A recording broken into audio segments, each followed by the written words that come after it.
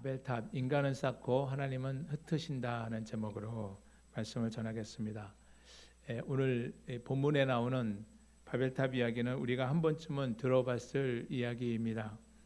저는 이 바벨탑 사건을 대할 때 어릴 적에 성냥개비로 탑 쌓기 놀이를 했던 생각이 납니다. 요즘 어린 아이들은 레고 블럭이나 또 스마트폰 또 게임기로 게임기를 가지고 놀지만 저희 어렸을 때는 마땅한 장난감이 없으니까 방 안에서 성냥개비를 가지고도 재밌게 놀았습니다.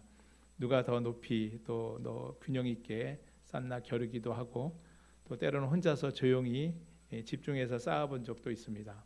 그러다가 손이 떨려서 공tun탑이 무너지기라도 한다면 얼마나 아까웠는지 이번엔 꼭 더 높이 쌓아야지 마음을 결심하면서 또 마음으로 차곡차곡 쌓았던 적도 있습니다. 등산을 하다 보면 우리 전덕호 집사님 등산 좋아하시는데 등산을 하시다 보면 등산로나 아니면 산 정상에 오르셨을 때 쌓아올린 작은 돌탑들을 혹시 보신 적이 있으시죠? 네, 많이 보셨을 겁니다. 누가 이렇게 정해준 것도 아닌데 사람들은 자연스럽게 돌을 하나씩 올려 쌓습니다. 가만 보면 그 인간들은 뭐 성냥개비든 이 블록이든 돌멩이든 쌓는 것을 참 좋아하는 것 같습니다. 왜 그럴까요? 그것은 아마도 인간 내면에 있는 내가 뭔가를 해냈다는 성취감 또는 더 높이 올라가고 싶은 마음, 내가 이만큼 해냈다는 그런 만족감 때문이 아닐까 싶습니다. 이처럼 사람이 탑을 쌓는 것은 그냥 단순한 놀이가 아닙니다.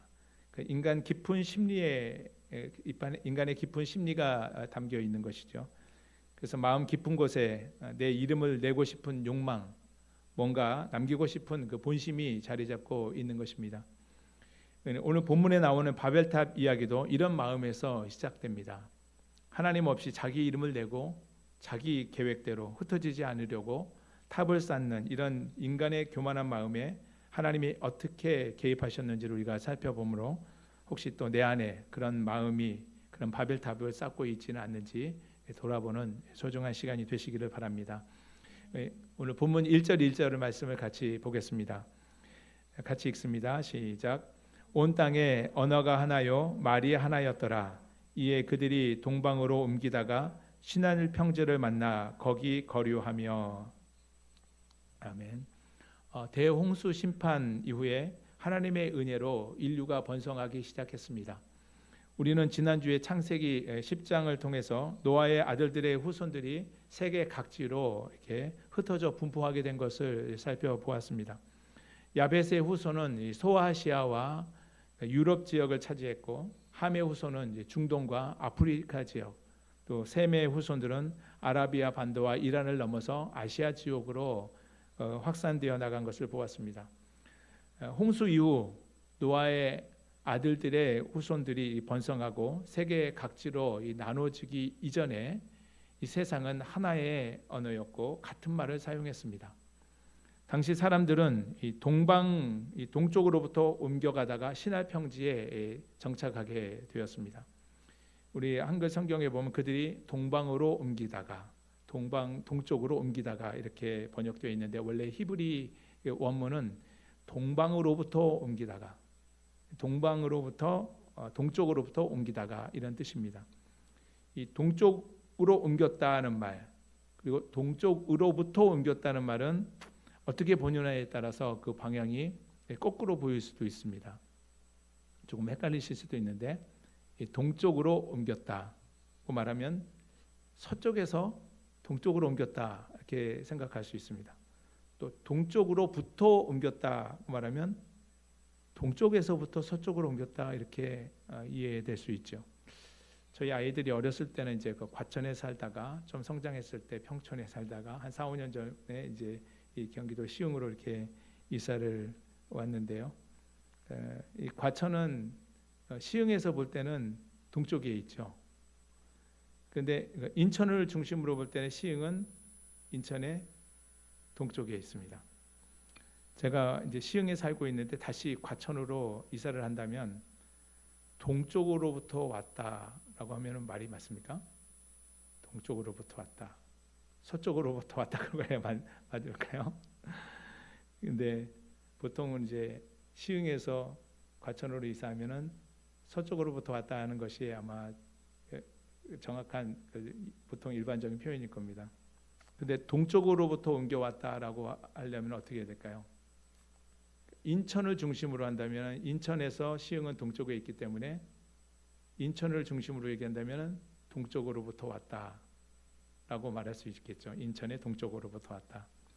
그래서 지금 어디를 중심으로 보느냐에 따라서 위치와 방향이 달라지는 것이죠. 오늘 본문 창세기 11장 그 이전에 나오는 이 동쪽과 관련된 단어가 창세기 1장부터 10장까지 모두 5번 나오는데 그 방향은 모두 에덴 동산과 관련되어 있습니다.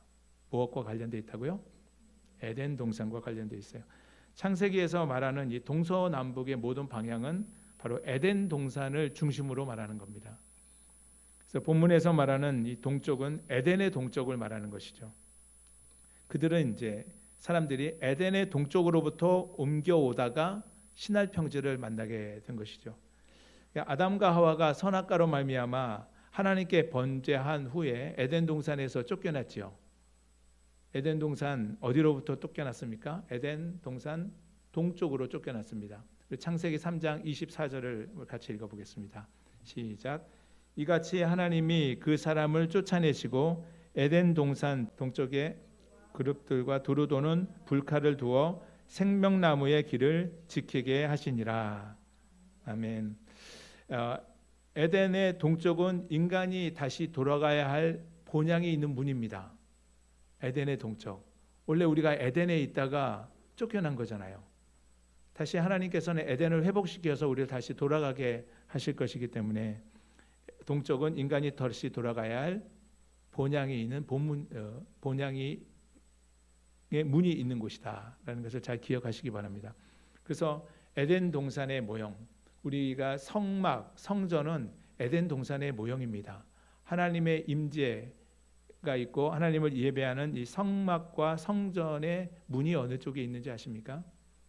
동쪽에 있습니다. 동향한 문이에요. 성경에서 동쪽은 하나님께로 향하는 길이고 죄에서 벗어나 하나님께로 가까워지는 것을 의미합니다. 그러므로 홍수 이후에 번성한 인류가 이 동쪽으로부터 옮겨졌다 하는 것은 이게 어느 관점으로 볼 때에 따라서 이동하는 위치가 달라진다고 말씀드렸죠. 하나님의 관점에서 볼 때 하나님이 계신 에덴의 동쪽으로부터 계속 멀어져서 동쪽으로 이동하게 된 겁니다. 그러니까 사람들이 공간적으로 에덴의 동쪽으로부터 멀어지고 관계적으로도 하나님으로부터 계속 동쪽으로 멀어져 갔음을 상징적으로 나타내주는 이 표현인 것입니다. 동쪽으로부터 옮겨가다가 그들이 동쪽으로 옮겨가다가 만난 신할 평지는 우리가 잘 아는 인류 4대 문명지의 발상지로서 유프라테스 강과 티그리스 강 사이에 있는 비옥한 땅이었습니다. 농경 문화를 발전시키기에 아주 좋은 환경이었죠. 그들은 그렇게 하나님을 떠나서 더 안락하고 더 나은 삶을 추구하며 살기 좋은 곳을 찾아 옮겨가다가 이 신할 평지를 발견한 게 된 것입니다. 그리고 그곳에 영구적으로 정착하려고 했습니다. 하나님을 등지고 떠난 사람들이 서로 머리를 맞대고 도모하는 일이 어떤 것이었는지 우리 본문 3절 4절 말씀을 같이 읽어보겠습니다. 서로 말하되 시작. 서로 말하되 자 벽돌을 만들어 견고히 굽자 하고 이에 벽돌로 돌을 대신하며 역청으로 진흙을 대신하고 또 말하되 자 성읍과 탑을 건설하여 그 탑 꼭대기를 하늘에 닿게 하여 우리 이름을 대고 온 지면에 흩어짐을 면하자 하였더니 아멘. 사람들이 신할 평지에 모여서 서로 의논한 것이 바로 벽돌을 구워 만들어서 성을 쌓고 탑을 하늘에까지 닿게 하자라는 것이었습니다. 그들은 한 목소리로 외쳤습니다. 하늘까지 닿는 탑을 쌓자. 우리의 이름을 내자. 우리의 흩어짐을 면하자. 그들은 성읍을 짓고 진흙을 구워 벽돌을 만들고 역청을 발라 탑을 쌓기 시작했습니다. 그들이 쌓아 올린 바벨탑은 단순한 쌓기놀이가 아니라 하나님의 뜻에 반하는 오직 인본주의 사고의 결과물이었습니다. 그들이 공모한 일이 뭔가 서로 그들이 공모했던 일들 뭔가 마음도 맞고 또 서로 열정도 넘치는 것 같았지만 결국 그 안에 숨겨진 진실은 인간의 교만이요 하나님의 주권에 도전하는 일이 되었습니다. 그들이 바벨탑을 쌓는 것은 이 두 가지 면에서 하나님을 향한 도전이었습니다. 첫 번째는 사람들이 바벨탑을 쌓음으로 자신들의 이름을 내기를 원했습니다. 자기 이름을 낸다는 것은 내가 내 인생의 주인이다. 내가 무엇이든지 할 수 있다. 하나님 없이도 위대한 문명을 만들어서 잘 살 수 있다라는 자기 독립 선언의 의미를 담고 있는 것입니다. 이런 태도는 자신이 하나님의 자리에 앉겠다는 의지를 드러낸 것으로서 하나님이 가장 싫어하는 이 교만의 모습입니다. 하나님과 동행했던 이 노아 그의 자손들 처음에는 조상들이 경험한 하나님의 심판 이야기를 듣고 그것을 오랫도록 기억하며 경건을 추구하며 겸손하게 살았습니다. 그러나 시간이 흐르고 세월이 흘러가면서 하나님을 경외하는 것을 포기하고 자신의 이름을 내고 자신의 업적을 남기기를 원했습니다. 당시 신할 평지가 속한 이 바벨론 지역은 돌이 귀한 대신 그 돌을 만들 수 있는 그 흙이 풍부한 지역이었습니다. 그들은 벽돌을 만들 때 햇볕에 말리는 그런 방식을 취한 것이 아니라 불로 구워서 그 내구성이 강한 벽돌을 만들었습니다. 그리고 그 고대 유대 철학자인 그 필로라고 하는 사람은 그들이 자기의 이름을 내기 위해서 쌓는 탑에 들어가는 이 벽돌에 그 쌓는 사람의 이름을 적었다고 이렇게 말합니다. 어쨌든 그들이 벽돌을 쌓을 때 그들이 이제 진흙 대신 그 역청을 발랐습니다. 역청은 메소포타미아 지역에서 많이 나는 천연 아스팔트로 이 접착력이 아주 좋은 그래서 건축물의 건축을 위해서 사용되는 재료였습니다. 신할 평지에 모인 사람들은 나름대로 자기들의 기술과 지혜를 모으고 정성과 노력을 기울여서 탑 꼭대기를 하늘에 닿도록 열심히 벽돌을 쌓아 올렸습니다. 두 번째, 그들이 바벨탑을 쌓은 목적은 흩어짐을 면하기 위해서였습니다. 첫 번째는 자기의 이름을 내기 위함이었고 두 번째는 흩어짐을 면하기 위해서였습니다. 흩어지지 않고 연합하는 것이 무슨 문제가 되겠습니까? 서로 합력하고 연합하는 것은 좋은 것 아닌가요? 그러나 하나님이 인간에게 노아와 그 후손들에게 주신 명령은 생육하고 번성하여 땅에 가득하며 그 중에서 번성하라 하는 것이었습니다. 인간들 편에서야 모여 사는 것이 안전하고 편리하고 또 힘을 모으면 뭔가 계획한 대로 큰 일들을 할 수 있을 거라고 생각합니다. 하지만 그런 인간적인 계획을 하나님의 말씀보다 하나님의 명령보다 더 우위에 두어서는 안 되는 것입니다. 그들은 자기의 계획을 하나님의 명령보다 말씀보다 더 우위에 두었습니다. 이런 일들이 신약 초대교회에서도 반복되는 모습을 볼 수 있습니다. 예수님이 승천하시기 전에 제자들을 향해서 이런 말씀하셨죠. 오직 너희에게 성령이 임하시면 너희가 권능을 받고 예루살렘과 온 유대와 사마리아와 땅끝까지 이르러 내 증인이 되라. 이 말씀하시고 승천하셨습니다. 그런데 어땠습니까? 물론 약속하신 성령이 오기까지 마가다락방에 모여서 전혀 기도에 힘썼습니다. 한 열흘쯤 지났을 무렵에 오순절에 성령이 그들이 모인 가운데 임하게 되었죠. 그들의 성령의 충만함을 받고 또 열심히 기도하고 함께 떡을 떼며 또 사랑의 교제를 나누었습니다. 너무나 아름다운 모습이었습니다. 믿는 자의 수가 더해가고 예루살렘 교회는 크게 부흥하였습니다. 7 집사를 세우고 구제하는 일에도 힘썼습니다. 예수님의 명령대로 흩어져서 복음을 전하기보다 함께 모여서 안정된 교회 공동체를 유지하려고 애썼습니다. 그런데 하나님은 그 모습을 어떻게 바라보셨을까요? 하나님께서 박해라는 방식으로 그들에게 개입하셔서 교회를 흩어놓으셨습니다. 사도행전 8장 1절 말씀입니다. 그날에 예루살렘에 있는 교회에 큰 박해가 있어 사도 외에는 다 유대와 사마리아 모든 땅으로 흩어지니라. 그때 그들에게 박해가 있었습니다. 온 유대와 사마리아 모든 땅으로 그들이 흩어지게 되었는데 그 흩어진 이후에 어떤 반응이 나타났습니까? 흩어진 사람들이 두루 다니며 복음의 말씀을 전했다고 했습니다. 그 흩어짐은 복음의 확산이 되는 효과를 얻게 되었죠. 다시 오늘 본문 5절에 돌아와 사람들이 생육하고 번성하여 땅에 흩어지도록 주께서 명령하셨지만 그렇게 하지 않고 성을 쌓고 탑을 쌓는 그런 모습을 하나님께서 보시고 그것을 개입하시기 위해서 내려오시는 장면을 보여줍니다. 우리 5절 말씀 같이 읽어볼까요? 여호와께서 시작. 여호와께서 사람들이 건설하는 그 성읍과 탑을 보려고 내려오셨더라. 예, 참 좀 재미있는 표현 아닙니까?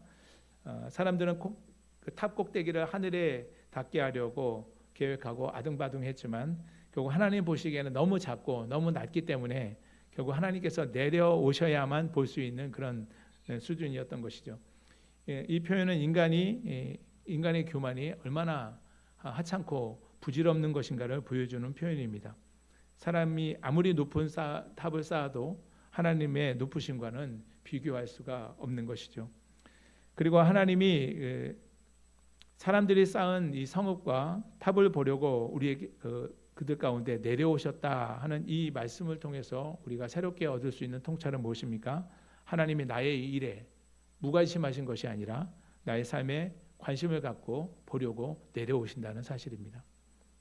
하나님이 우리의 말과 행동, 우리의 마음 계획까지도 깊이 관심을 갖고 바라보고 또 그것을 보시기 위해서 내려오신다는 사실을 우리가 기억하면서 늘 우리가 하나님의 시선을 의식하며 살아가는 저와 여러분이 되시기를 축복합니다. 다시 본문 6절을 보시면 하나님이 사람들의 그 악한 행위를 확인하려고 내려오셔서 말씀하시는 장면입니다. 6절 같이 읽겠습니다. 여호와께서 시작. 여호와께서 이르시되 이 무리가 한 족속이요 언어도 하나이므로 같이 시작하였으니 이후로는 그 하고자 하는 일을 막을 수 없으리로다. 아멘. 여호와께서 이르시되 이 말씀은 하나님께서 어떤 대상에게 말씀하신 것이 아니라 하나님 심중에 스스로 말씀하신 것입니다. 이 무리가 한 족속이다라고 말한 것은 단순히 어떤 혈연적인 집단을 넘어서 이 성과 이 탑을 쌓는 일에 그 무리가 같은 행동 또 같은 이상을 가지고 추구하는 집단이 되었다 하는 그런 뜻입니다. 이 무리가 한 족속이 되었다. 그리고 하나님은 당시에 인류가 한 언어를 사용하고 있었기 때문에 이 바벨탑을 쌓는 이 악한 일에 대해서도 같은 인식을 가지고 시작했다라고 보셨습니다. 그래서 하나님은 지금 이 바벨탑을 쌓는 일을 막지 않으면 이후로는 그 일을 막을 수 없을 것이라고 그렇게 말씀하셨죠. 근데 이것은 하나님이 인간들의 하는 일을 막지 못하신다 이런 뜻이 아니고 지금 개입하지 않으시면 지금 하나님께서 개입하지 않으시면 그들이 행하는 그 악행이 더 심각한 상태에 이르게 될 것이라는 말씀이신 거죠. 또 7절은 하나님이 그들의 계획을 중단시키기 위해서 개입하시는 장면입니다. 자, 우리가 내려가서 거기서 그들의 언어를 혼잡하게 하여 그들이 서로 알아듣지 못하게 하자 하시고, 자, 우리가 내려가서 하나님께서 말씀하십니다. 삼위일체 하나님께서 서로 이제 권유하시는 장면이죠. 이 일에 삼위일체 하나님께서 개입하셨음을 알 수가 있습니다. 하나님의 사람들의 계획을 무산시키기 위해서 그들의 언어를 혼잡시키셨습니다. 하나님의 뜻을 저버리고 하나님을 자기의 이름을 내고 흩어짐을 면하기 위해서 탑을 쌓는 그들을 하나님께서 심판하시거나 그 탑을 무너뜨리는 방법도 있으실 텐데 하나님은 그들의 언어를 혼잡하게 만드는 방법을 택하셨습니다. 아침부터 성읍과 탑을 건설하고 쌓기 위해서 부지런히 벽돌을 굽고 나르며 탑 쌓는 일을 열심히 했던 이들 서로 언어를 혼잡하게 하시니 말이 통하지 않습니다. 얼마나 답답했겠습니까? 소통이 안 되니 당연히 협력이 안 되고 결국 성 쌓는 일, 탑 쌓는 일이 중단되고 사람들은 뿔뿔이 흩어져 버리고 말았습니다. 이것을 보면 인류가 각기 다른 언어를 사용하게 된 것이 바로 인간의 범죄로 빚어진 결과라는 것을 우리가 또 알 수가 있죠. 겉으로 볼 때 하나님께서 내려오셔서 언어를 혼잡하게 하신 것은 인간들에게 벌을 내리신 겁니다. 그래서 분명하죠. 하지만 자세히 보면 그것은 하나님의 은혜로운 개입이었습니다. 하나님이 간단히 그 언어를 혼잡하게 하심으로 그들을 흩으셨죠. 죄로 시작된 바벨탑 건축을 중단하게 하심으로써 그들이 멸망하지 않게 하시고 본래 하나님이 의도하셨던 대로 온 땅에 세계 각지에 흩어져서 번성하고 땅 위에 가득하라 하신 하나님의 말씀이 이루어지도록 하셨습니다. 하나님이 교만한 인간의 계획을 무산시키셨지만 그 목적이 멸망이 아니라 회복을 위한 개입이셨습니다. 인간의 악함도 선으로 바꾸어 당신의 뜻을 이루시는 하나님을 보게 됩니다. 하나님의 징계는 부모가 자식을 사랑하는 징계와 같습니다. 부모가 자기 자식을 징계하는 것이 그 징계를 통해서 고통을 주고자 함이 아니고 바르고 복된 삶을 살아가도록 하기 위함 아니겠습니까? 그러므로 하나님으로부터 징계가 주어질 때 우리는 그것이 징계가 아니라 축복인 줄 알고 낙담하지 말고 또 깨닫고 돌이키는 기회로 삼아야 할 것입니다. 우리 마지막 8절 9절, 그것은 하나님을 떠난 이 교만한 인간들의 계획이 얼마나 쉽게 무너져 버리고 마는지를 우리에게 보여줍니다. 우리 8절과 9절 말씀 같이 읽어보겠습니다. 여호와께서 시작. 여호와께서 거기서 그들을 온 지면에 흩으셨으므로 그들이 그 도시를 건설하기를 그쳤더라. 그러므로 그 이름을 바벨이라 하니 이는 여호와께서 거기서 온 땅의 언어를 혼잡하게 하셨음이니라. 여호와께서 거기서 그들을 온 지면에 흩으셨더라. 아멘. 잠언 16장 9절에 보면 사람이 자기의 길을 계획한다 할지라도 그 걸음을 인도하시는 이는 하나님이시다라고 이렇게 말씀하시는 말씀이 나오는데, 하나님의 명령을 어기고 흩어짐을 면하기 위해서 이 탑을 쌓던 사람들, 하나님이 그 언어를 혼잡하게 하심으로 모든 도시 건설이 중단되고 그들이 계획했던 모든 것이 산산조각나게 된 것을 보게 됩니다. 그래서 그곳의 이름을 그들은 바벨이라고 했습니다. 바벨이라는 지명이 어떻게 생겨지게 되었는지를 우리가 보게 됩니다. 원래 바벨은 신의 문이라고 하는 그런 뜻을 가지고 있었는데 하나님께서 언어를 혼잡하게 하심으로 혼돈 또는 혼란이라는 뜻이 되었습니다. 결국 사람들은 하나님 없이 흩어짐을 면하려고 성을 건축하고 또 탑을 쌓았지만 하나님은 그들의 계획을 무산시키시고 그들을 온 지면에 흩으셨습니다. 그러나 그것은 의미 없는 흩어짐이 아니라 하나님의 뜻과 하나님의 구원의 계획을 이루는 일이 되었습니다. 오늘날 우리는 안정을 추구하고 또 새로운 변화를 참 두려워하게 합니다. 흩어지려고 하지 않죠. 오늘날 한국교회 모습도 이 바벨탑 이 사건과 무관하지 않아 보입니다. 지금 현재의 교회의 규모가 크든지 작든지 우리는 성도가 많아야 교회가 안정된다. 건물이 커야 되고 부속 공간이 많아야 된다. 또 많이 모여야 힘이 생긴다.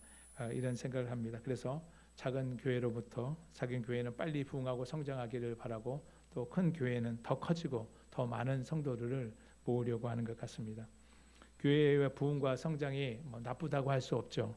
다만 우리의 마음이 우리가 교회가 큰 교회 다니면 우리 믿음도 커지고 우리 신앙도 커진다는 그런 착각 속에 살면서 우리 이름을 내자, 또 흩어짐을 면하자, 교회의 담을 높이 쌓고 또 이웃과 이웃에게 복음 전도 또 섬김과 구제의 실천을 하지 못하고 신앙 공동체 안에서 자기들끼리만의 리그를 만들어 버리고 만다면 그것은 그 교회가 신할 평지에 서 있는 바벨탑과 다를 바 없을 것입니다.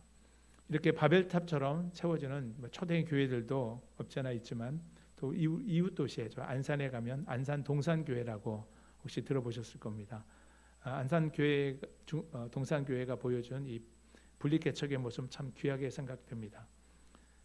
안산 동산교회 그곳에서 사역했던 교역자 그리고 또 여러 성도들을 개척 멤버로 구성해서 이렇게 안산, 시흥, 수원, 화성 등지에 새로운 교회를 세우는 그 사역을 꾸준히 해오고 있습니다. 요즘은 어느 정도 되는지 모르지만 2022년 기준으로 한 17개의 교회를 분리개척했다고 합니다. 우리가 잘 아는 그 분당 우리 교회도 몇 년 전에 서울과 수도권 지역에 29개의 교회를 동시에 분리개척했었죠. 어떻게 보면 모 교회 입장에서는 사람들이 줄어드는 것이 손해라고 생각할 수도 있겠지만 흩어짐을 통해서 하나님 나라는 더 확산되고 더 하나님의 나라가 확장되어 나가는 것 아니겠습니까? 그래서 생육하고 번성하고 땅에 가득하고 충만하라 하신 하나님의 명령을 실천하는 모습인 것입니다. 그런데 그렇게 분리개척하는 교회들이 하는 말을 보면 그렇게 퍼주고 나눠주면 또 하나님께서 채워주시더라. 그렇게 하니까 17번째 또 29개의 또 교회들로 이렇게 분리개척을 할 수가 있게 되는 것이겠죠. 모이는 것도 중요하지만 하나님 나라는 흩어지는 순종을 통해서 확장되고 하나님의 나라는 그 흩어진 자리에서도 하나님께서는 여전히 함께 하시고 역사하시는 줄로 믿으시기 바랍니다. 그래서 복음을 통해서 새로운 생명의 역사를 하나님께서는 지금도 일으켜 가고 계십니다. 우리 교회 분리개척 얘기는 너무나 먼 이야기일 수도 있겠죠. 하지만 당장에 가까운 이웃에게 복음을 전하고 또 사랑과 섬김으로 이웃을 잇는 그런 가교 역할을 감당하는 그 사역을 통해서 흩어지는 그 노력에 더욱더 힘쓰고 노력을 기울이는 우리 거북선 브릿지 교회가 되기를 축복합니다. 하나님이 우리를 새로운 이 도전의 환경으로 우리를 몰아 넣으셨을 때 우리는 그 안에서 그 일을 행하시는 주님을 바라보며 흩어지는 교회로서 하나님의 사명을 감당하는 저와 여러분이 되시기를 바랍니다. 사랑하는 성도 여러분, 말씀을 마무리하겠습니다. 바벨탑 사건은 인간의 교만과 하나님의 주권이 충돌하는 현장이었습니다. 인간은 쌓았지만 하나님은 결국 흩으셨습니다. 그러나 그 흩으심을 통해서 하나님은 더 크고 놀라운 구속의 역사를 이루어 가신 것을 보게 됩니다. 하나님은 우리의 삶을 통해서도 여전히 놀라운 일을 행하고 계십니다. 우리가 쌓고 이름을 내려고 하고 의지하려고 했던 우리의 바벨탑은 무엇입니까? 세상에서 인정받고 내 이름을 내기 위해서 일하고 좀 더 안전하고 안락한 삶을 위해서 재물을 집착하고 또 사람들의 인정과 평판을 의식하면서 살아가는 이 삶도 바벨탑을 쌓는 삶일 수 있습니다. 신앙 공동체 안에서 서로 섬기고 봉사하면서 그 중에 또 자기 자랑을 추구하고 내 계획과 방법을 앞세우려고 고집하는 것도 바벨탑을 쌓는 것일 수 있습니다. 우리가 쌓으려고 한다면 무엇이든지 하나님께서 내려다 보시고 그것을 흩어버리실 것입니다. 이때 내가 쌓으려고 했던 그 탑이 혹시 무너졌다고 해도 낙심하시지 마시기 바랍니다. 하나님의 계획은 언제나 나의 계획보다 크고 선하고 아름다우시기 때문입니다. 나의 계획이 그 무너진 그 자리에서 하나님께서는 새로운 일을 행하실 것이니 우리는 주님만 바라보며 믿음으로 나아가 하나님의 뜻을 이루며 살아가는 저와 여러분의 복된 삶이 되시기를 주님의 이름으로 축복합니다.